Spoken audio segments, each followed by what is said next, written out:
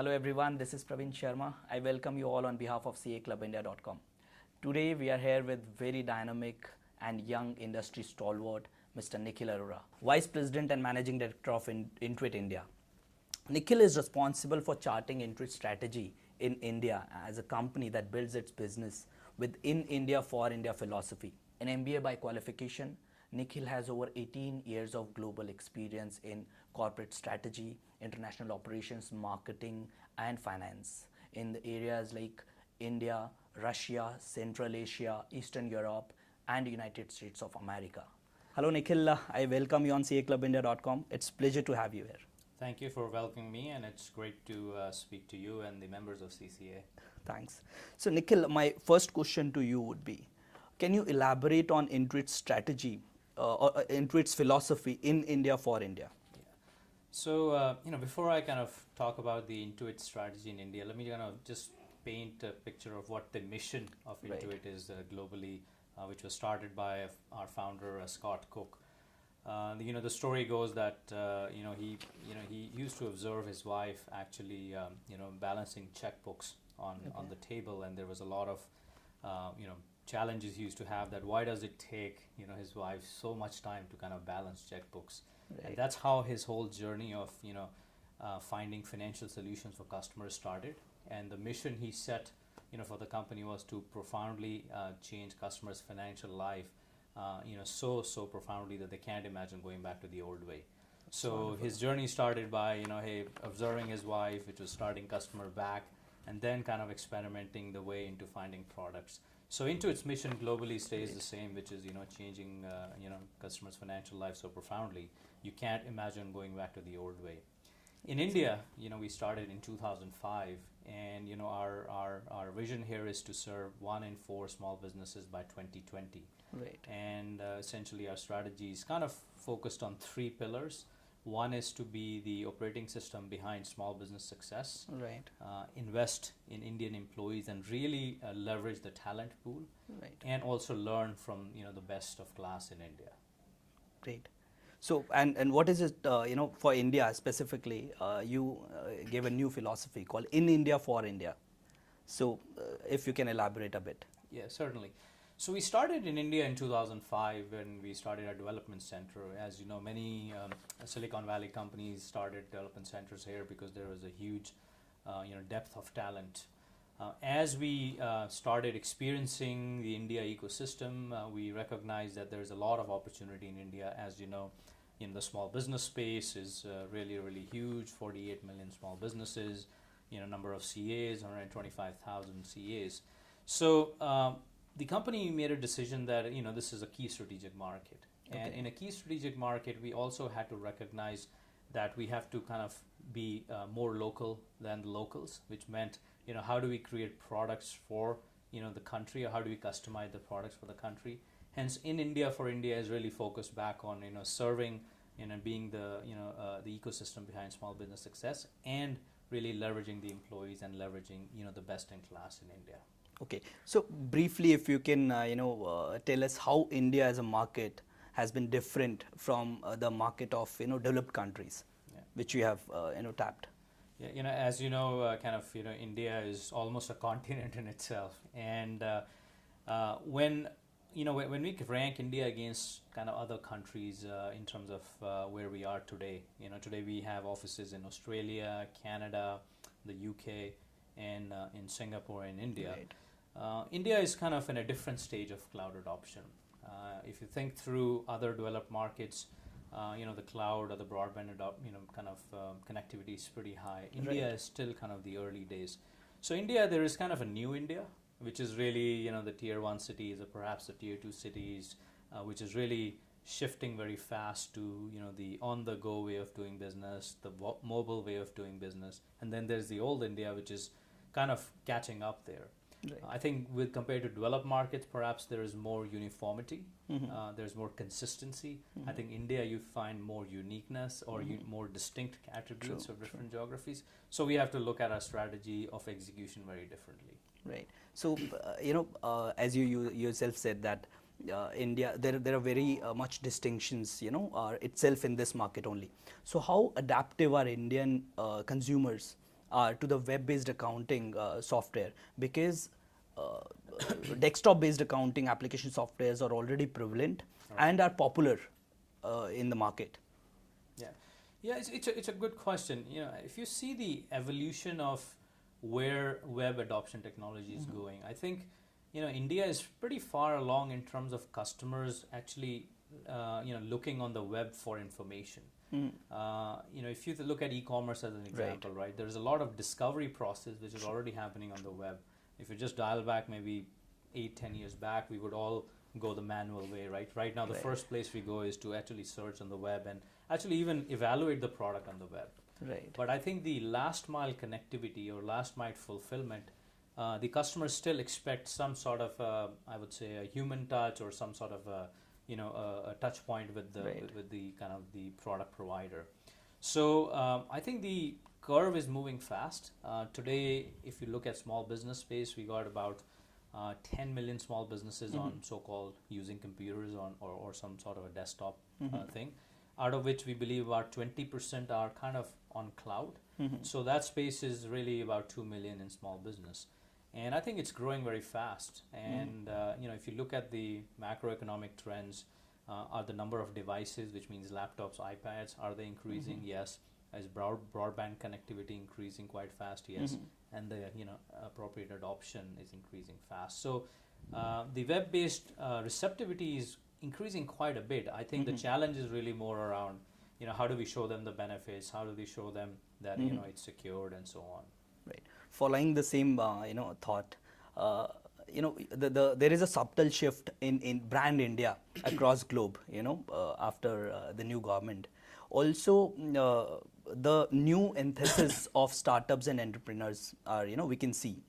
So how cloud-based accounting is further helping to fuel the startup and, you know, SMEs? Yeah, yeah. So if you think of a journey of a startup, right? I mean, they are working in conditions of extreme uncertainty, both from a product and a market perspective. You know, they have a great idea, they want to figure out a way to test, but they also want to run and understand the dynamics of their business. So that's where cloud benefits come in. You know, if you draw the analogy of a cloud to desktop, right? What cloud provides a startup is a very kind of economical way to get started. Right. And in the past, if you wanted to kind of set up a infrastructure of technology, it would cost a lot of upfront investment. With cloud, you kind of pay as you go, and it's a pretty, you know, affordable proposition. Okay. The second is most of the entrepreneurs, small businesses are actually on the go today. You know, so they're going from one city, from Pune to Nagpur to Delhi. So they want access to information on the go.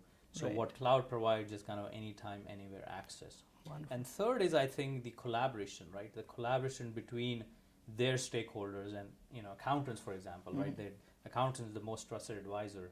So they can actually real-time collaborate with their accountants on any decisions they need to make, you know, while they're on the go. So from connectivity to collaboration to kind of really affordability, I think cloud's really, you know, the way which is helping them in a big way. That's very true, I guess. So what is, I mean, because they have to shift, you know, themselves from the desktop-based accounting to the cloud-based accounting, and there would be definitely modus operandi or the new, you know, methods would be involved. So what Intuit is, how Intuit is planning to train the new accountants in that area? Yeah, yeah. So I think there are two sets of customers, right? One are kind of what we call new to the world and new to the franchise. Right. These customers are actually born in the cloud, right? I mean, when I, you know, like, I'm sure, like, you know, even when I talk to my daughter, like, she has no idea what, you know, the desktops were like. They're just, you know, born on iPads and the Apples and so on. So those kind of customers are perhaps more easier to kind of, you know, I would say get started, because they're born, they understand the platform. It's more about the value proposition of what our product can do and benefit their business.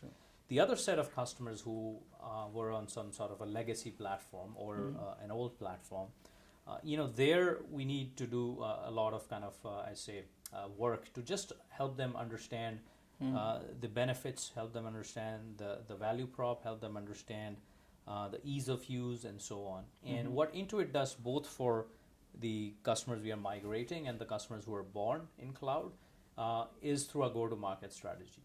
And our go-to-market strategy is kind of pretty straightforward, where we let people try our product for 30 days. Okay. They discover us on web or through other modes, and they try for 30 days. And within those 30 days, we actually do something called assisted onboarding, which is where, how do we get them started? And I'll give you an example. We do something called Follow Me Homes, which is where actually we go to a customer and spend 5-6 hours observing the tasks they're performing, understanding the pain points, and then really coming back and saying, how do we incorporate this in our training? Okay. And in this assisted onboarding, I had visited like one customer some time back who was who provides cars on rents. So when he opens up our product and he says, okay, you know what, how do I relate my business to your product? And this is where this assisted onboarding comes in, where somebody from our team, either through online means or in person, sets them up, customizes the business the way they do the business, and helps them understand the benefits. So those 3-4 hours of training really kind of addresses a lot of questions, concerns around product usage, around security, around data, and we see a huge amount of kind of improvement in their usability. So training, but more customized training, really makes a big difference, and we do that in the first 30 days of the trial period. So Nikhil, my next question to you is, what is Intuit's strategy to leverage the unprecedented growth in Indian mobile market to leverage that growth? So if you look at the macroeconomic trends, which are pretty obvious, the mobile growth's gone from really 100 millions to almost, touching close to 800-900 million users, and especially on the, if you look at the smartphones, that's also nearing close to 80-90 million. We have today for our flagship product, QuickBooks Online, a mobile companion app, through which we are finding about 60-70% of our customers are actually using it to check business health. They're looking at maybe P&L or status of an invoice, or some sort of a report to give them visibility while they're traveling. We're also seeing about 1 in 3 in the ones who have mobile apps to actually use that to create an invoice, which is even the step further. They're actually conducting business, not just only checking business health. So our hypothesis is that mobile will be kind of a big component of how a customer does business. I think customers today look at it actually agnostically. They expect that from mobile to your laptop to your iPad, everything should be seamless. And I think that's where we have to provide them the experience, because they're jumping from device to device depending on the place they are in. And I think the mobile whole kind of mobile component in the scheme of things for us will be a big source of growth. Right. So related to that only, everyone is now connected. Every professional is now connected, on LinkedIn or Twitter, or any other professional website, say Club India, let's say. So what is your plan, to or what steps you are taking to go social? It's like they say, in the world's going nuts, and it's going all social in a good way. So I think if from our philosophy, we really look at 3 pillars, like online, which is really the platform on which our product is really the pillar of it, and then mobile and social are really the big, we call, enablers to it.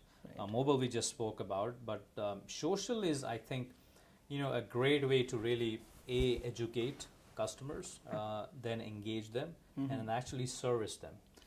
So Intuit's done many interesting experiments in social, and I'll start with one which is sustained for the longest time is what we have kind of an SMB blog, which is really serving and helping entrepreneurs find different tools and resources of doing business. So that's product agnostic. If you're a startup and you want to go register your business, or you find how do I do marketing or sales, it provides many resources to them.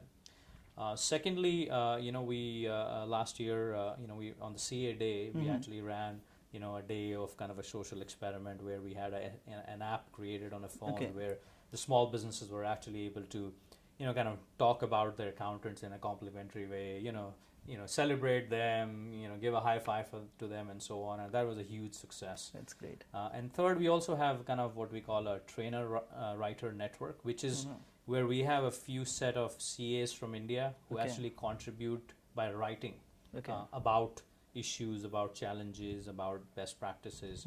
So that's really, an active way. In addition to this, we also, are kind of looking at experiment with more like social care and, how do we answer a question from a customer who's using a product but doesn't want to call or doesn't have time to kind of, email, he'll just, post a question. So social will be, a big kind of enabler to serving customers. I think the challenge with social is it's so fast. True. That we have to almost make sure that we are keeping up with thousands and thousands of customers as they're coming on there. Right, and connecting with regularly. Yeah. So now something related to you, from finance to global corporate strategy and operations and much more. How has been your journey till now? It's been very humbling, fulfilling from an experience perspective. I remember my first boss back in New York who spoke to me and said, hey, what do you want to do? You just graduated. And I said, I don't know what I want to do, but I started as an accountant. That was my first degree. And I said, I want to experience every function in a business. So he said, hey, be prepared to stay lateral for a long time, because if you want to go from one function to the other, you're not going to get these promotions, but you'll get a very rich experience. So, that's why I kind of ventured from accounting to finance to marketing to sales and so on. And it just gives you a holistic picture and appreciation of what others do. And, and from a business perspective, we believe in the True North philosophy, where everything starts from employees, then their customers and shareholders. So it has helped me really understand that, you need to kind of focus on employees, and you have much better appreciation if you go from one function to the other. So it's always helped me. The minute I land in a new business, and I've changed industries now 7 times. Really started with employees, understand the employee, and then really go to the customers, and then so on. So what, according to you, is a golden formula of success for the young aspirants? I think there are 3 things one should focus on. It's trust, pride, and camaraderie. It's like sports analogy. I'm very active in sports, and I feel like it's all about team sport. We can figure that out. It's all about sports, and you want a all-star team, not a a single star team. You want your team to be really shining with many superstars in it. And if you develop trust, first of all, with your people you work with, and then if you have pride in what you're doing, then the camaraderie comes in, and then everything falls in place. Because ultimately, as business, it's the customers who will decide whether you succeed or not. But you should not peg your kind of success on that. You should peg your success on as a team. Are you can you trust each other? Do you feel proud in what you're doing, and you have the camaraderie? So those 3 things I would recommend every kind of team to think about. Nice. That's great. So while not at work, you enjoy, as you said, sports, running, traveling, exploring new destinations. So how do you relate fitness with your work life, and how important is to balance work and recreational activities in one's life? Yeah. So from a fitness perspective, I think nowadays lifestyle is quite on the go, right? Anytime, anywhere kind of philosophy. Your life is almost like a cloud, right? You're on all the time. So what fitness does is just helps you first of all physically, right? If you're physically fit, then it keeps you more active and more energized. Second is mentally, right? I mean, it just has more a mental implication, because then you're just feeling more good about yourself, and gives you more toughness, right? Because you go through ups and downs in business, and if you're mentally more fit, you end up handling situations better. And third is really what I call like psychological / emotional thing, right? Because ultimately you're fighting battles, whether with sometimes in a team environment, sometimes with an external environment, and it kind of helps you understand the dynamics of how to operate within a kind of a team setup. So from that perspective, fitness is really very, very closely related to the analogy of business. From a balance perspective, I think it's a very challenging question, because I don't think there's a perfect formula for balance of life, especially nowadays. If people tell you so, they probably know better than I do. I think what's important is to kind of make sure you decide which lever to increase when, right? Because there'll always be times when stuff's happening at work and it will compromise some personal time, and other times you have some personal life sim, and you kind of want to balance. So ultimately it's on a holistic basis, if you make the right calls of, okay, I'm gonna today stop, it's Sunday and I'm not gonna look at my emails, I'm just gonna go spend time out in the field with my kids or my family or friends. I think that's the only way to kind of handle it. But it's important to keep that balanced perspective. Otherwise, you can get so caught up in one world and start pegging your success or failure to that world that you lose perspective. So I would recommend just, pick and choose different moments, different days for where you want to increase that lever or decrease that lever. So Nikhil, when I entered and met you, you asked me, how's business? So I would ask you, how's life? You're a family person, you have 2 children. So how's life?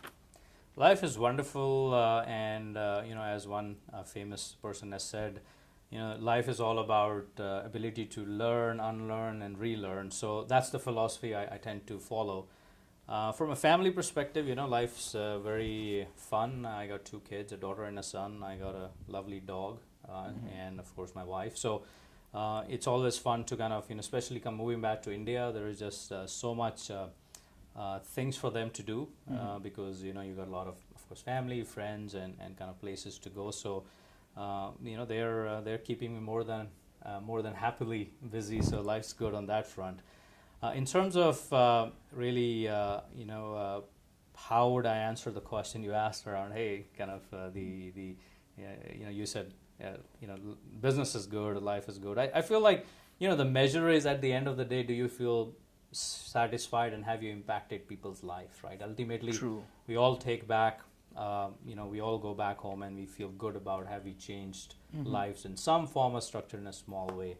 And that's where, I ultimately go back and I measure to say, okay, have even I made 1% impact? We, as a family, we do quite a bit of charitable work. We work with an orphanage where, I take my daughter and wife, and some of our employees, where you actually, volunteer time and you come back and it puts life in perspective. And I was just running this morning and I saw some quote somewhere say that, hey, people are complaining. Sometimes you complain you don't have the good shoes, but then you look at somebody who doesn't have a leg, it puts everything in perspective. So it's all about relativity. True. And I think, having that employee or customer or your own family, are you making a difference in their life? And if you are, then life's good.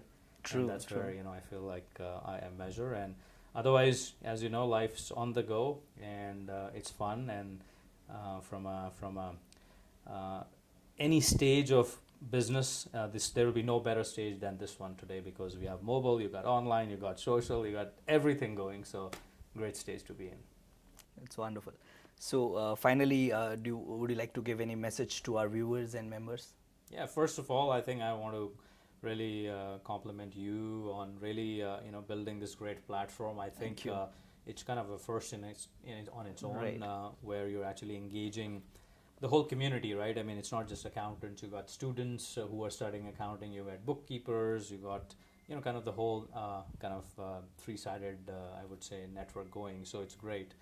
I want to really say that we believe accountants or prospective accountants or people who serve accountants, they are going to be great partners in the success of small businesses. Small businesses in India is really going to have a big impact on the growth of the country. And we had done a survey globally where, it was found that about only 10% of small businesses use accountants as strategic advisors. About 75% of small businesses use them to do compliance or taxes. But on the other hand, almost most of the small businesses felt like that they could double their value or double their business benefit if they started using accountants as their strategic advisors. So there's a huge opportunity, for accountants from a small business perspective to make an impact. And we look at accountants as one of the biggest partners in our journey because ultimately we are trying to help small business be successful. Accountants are trying to help small business successful, and I think in this journey together, there's a great opportunity, and we really hope to leverage with the players like yourself who are actually already talking to them in a social way, in a kind of new India way. So kudos to you, and we look forward to engaging with you guys more. Great. I once again thank you, Nikhil, for this wonderful conversation and very candid conversation. And I thank you all viewers for watching us. I, Praveen Sharma, signing off.